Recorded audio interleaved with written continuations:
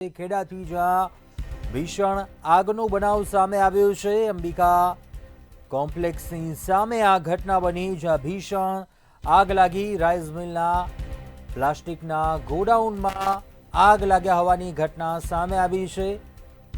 2 kilometre સુધી ધુમાડાના ગોટા દેખાયા ત્યારે ભરચક વિસ્તારમાં આગને પગલે લોકો પણ ભયભીત થઈ ગયા। લોકોમાં પણ અફરાતફરી મચી ગઈ। જો કે ઘટનાની જાણ ફાયરની ટીમને કરવામાં આવતા તાત્કાલિક નડિયાદ ફાયર બ્રિગેડની ટીમ છે તે તાત્કાલિક ઘટના સ્થળ પર પહોંચી આગ પર કાબુ મેળવવાના પ્રયાસો છે તે હાથ ધરવામાં આવી રહ્યા છે। પાણીનો મારો ચલાવીને આગ બુઝાવવાનો પ્રયાસ કરવામાં આવી રહ્યો છે તો બનાવને પગલે સ્થાનિકોમાં ભયનો માહોલ છે।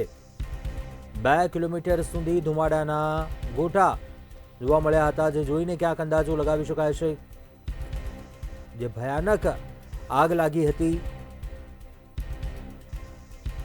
ખેડા જ્યાં આગ લાગવાનો બનાવ સામે આવ્યો। રાઈસ મિલના પ્લાસ્ટિકનું જે ગોડાઉન હતું તેમાં આ આગ લાગી હતી। ઘટનાની જાણ ફાયરની ટીમને કરવામાં આવતા તાત્કાલિક ફાયર ટીમ છે તે ઘટના સ્થળ પર પહોંચી આગ પર કાબુ મેળવવાના પ્રયાસો છે તે હાથ ધરવામાં આવી રહ્યા છે।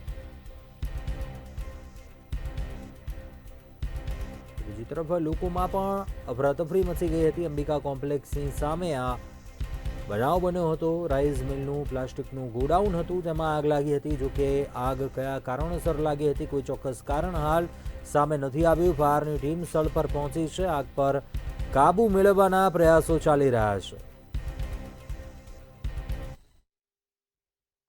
અત્યારે એક પ્લાસ્ટિકની ફેક્ટરીમાં આગ લાગી છે। જે પ્લાસ્ટિકનું ગોડાઉન હતું, જે કંકરનું ગોડાઉન હતું, તેમાં અચાનક કંઈક શોર્ટ સર્કિટના આધારે આગ લાગી હોવાનું અત્યારે જાણવા મળ્યું છે। પરંતુ ખાસ કરીને અત્યારે જે આગ છે તે ભયંકર લાગી રહી છે। નડિયાદ તથા ખેડાના ફાયર બ્રિગેડો અત્યારે ઘટના સ્થળે પહોંચ્યા છે। સમગ્ર આગ અત્યારે કાબુમાં લેવાની કોશિશ કરવામાં આવી રહી છે। ત્યાં 3 થી 4 ફાયર બ્રિગેડો અત્યારે પહોંચી રહ્યા છે। ત્યારે ખાસ કરીને જે માતરના ધારાસભ્ય છે કલ્પેશભાઈ પરમાર તે પણ પહોંચ્યા છે અને ખાસ કરીને તેમની સાથે આપણે વાત કરીશું।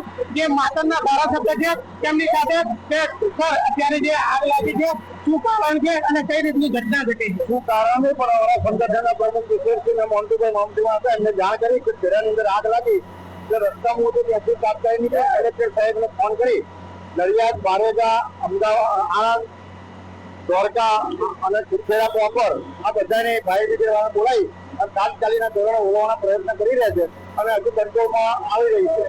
ખાસ કરીને સાહેબ આ આગ લાગવાનું કારણ તમને કેટલી વારમાં ખબર પડી અને કેટલા સમયમાં તમે અહીંયા પહોંચી? મને થોડી જાણ થઈ એવો તરત હું રસ્તામાં તો ગાડી લઈને સીધો આ જગ્યાએ આવ્યો અને રસ્તામાં આવતા ફાયર બ્રિગેડ બધાને જાણ કરતો આવ્યો એટલે તાત્કાલિક બધા ફાયર બ્રિગેડ વાળા આવી ગયા અને હાલ કંટ્રોલમાં લેવાના પ્રયત્ન ચાલુ છે। પણ અંદર પ્લાસ્ટિક કબાડીનો માલ વધારે પડતો હોય અને બાજુમાં મિલ હતી એના વેપાર કરતા હોય એટલે વધારે પડતો જૂનો માલ કબાડીનો હોય એના કારણે વધારે કાબુમાં જલ્દી આવી શકી નહીં પણ અતિશય પ્લાસ્ટિક વધારે ભરેલું હતું। તો ખાસ કરીને અત્યારે અતિશય પ્લાસ્ટિકને કારણે આગ લાગી છે જેને કારણે અત્યારે આગ બુઝાવવાનું કામ પણ ચાલી રહ્યું છે।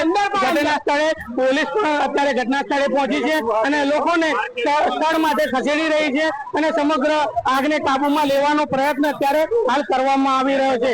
ખેડાથી ભાવેશ શર્મા, મંતવ્ય ન્યૂઝ।